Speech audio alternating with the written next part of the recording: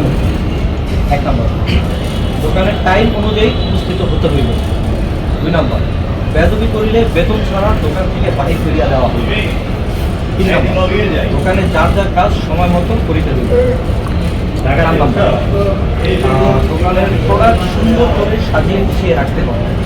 5 নম্বর, অনুমতি ছাড়া দোকানের বাহিরে যাওয়া যাবে না।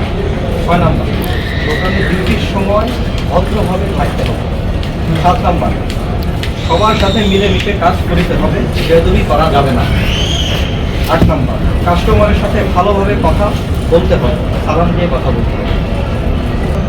বাচ্চা হলো 80%, 80% ফিল আপ করতে হবে, মানে 10টা টার্গেট দিচ্ছে অন্তত 8টা ফিল আপ করতে হবে।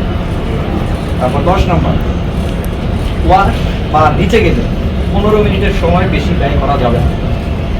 তারপর 10 নম্বর, গেটের সামনে 2 জন করে 20 মিনিট করে দাঁড়াতে হবে। তারপর আর 2 জন ওখানে যাবে, মানে বুঝতে পারছো? এই রুলগুলো প্রত্যেকে 20 মিনিট করে, 2 জন গেছো 20 মিনিট শেষ, আবার চলে আসবা, আবার 2 জন যাবে। আমি গেছি 10 মিনিট পরে কাস্টমার সবচেয়ে বড় কথা সবার হচ্ছে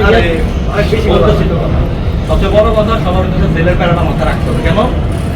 15,000 টাকা গিফট প্যাকেজ আছে, যে ফার্স্ট সেলার হবে সে পাবে 15,000, টার্গেট সেলার করে সবাই পাস করে পাবে। অতএব সেলের প্যারা রাখতে হবে, আপনি বেশি প্যারা রাখবেন না, ঠিক আছে? 20 মিনিট ওভার চলে আসবে, 20 মিনিট ওভার আরেকজন যাবে, ঠিক আছে? আর কাউরে জানি বইলা বইলা কাজ না করে, এটা করো এটা করো এটা করো, আমি করছি এটা করো দেবো।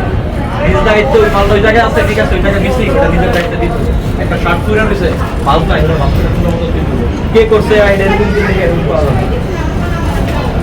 আশা করি সবাই বুঝতে পারছি। ওকে?